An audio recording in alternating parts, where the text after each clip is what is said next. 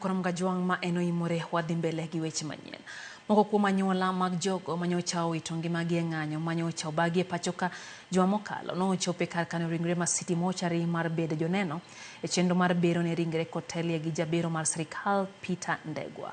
Chenro mar bero notim ne ringre adek mag Charles Owino, Shakil Ramsfield kod Samuel Mutisia. Ifinya Kidi ne ntiere City Mortuary okelo report no heyo machal kod mae.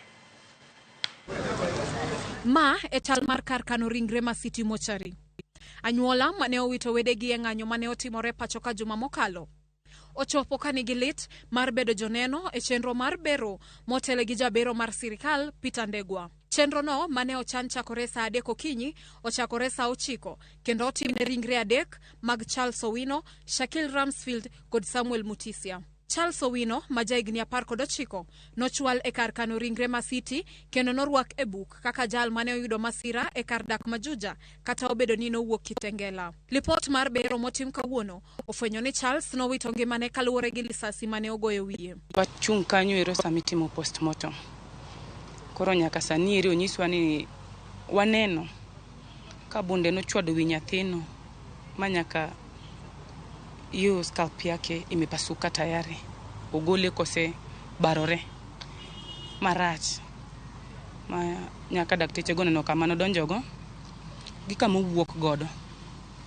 Koro wan wako mana sirikal mondo kaka nyalo konyowa. Sigana ni chalo gi mano mar Shakil Ramsfield ma bende nowito ngimane e ng'anyo juma mokalo e kar dak ma Kitengela kata obedo ni ne orwake buk ni owuok Juja. Mana kaka Charles Owino, Shakil bende ofwenyore ni ne ochiel gi magina. Tulikuja tukapata ni gunshot wound na imethibitishwa ni ukweli, na tukaenda tukahakikisha penye alipigiwa risasi huko Kitengela, penye alikuwa anajificha. All the videos are there. There's nothing to hide.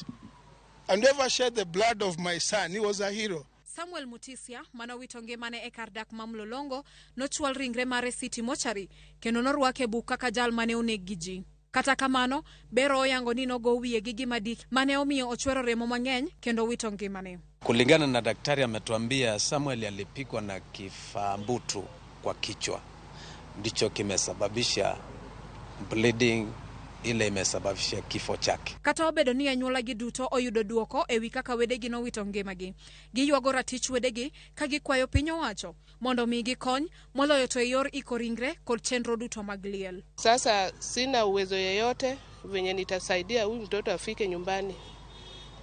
Naomba serikali mnisaidie nipeleke mtoto nyumbani. Uchungu sana kama mtoto wetu mdogo 19 years amekufa na risasi. Magi duto timore e kinde ma anyuola mamoko pod dhi nyime gi manyo wedegi mane ok odok ot tok ng'anyo. Abiro City Mortuary chakre tarik 7 nyaka kawuono pok ayudo mili.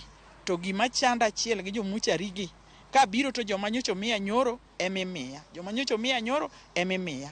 Kawuono jo City Mortuary sana ajogogi wabiro yudo body ni nang'o. Serikal ere kaka udwa konyowa. Ifinya Kidi, Ramogi TV.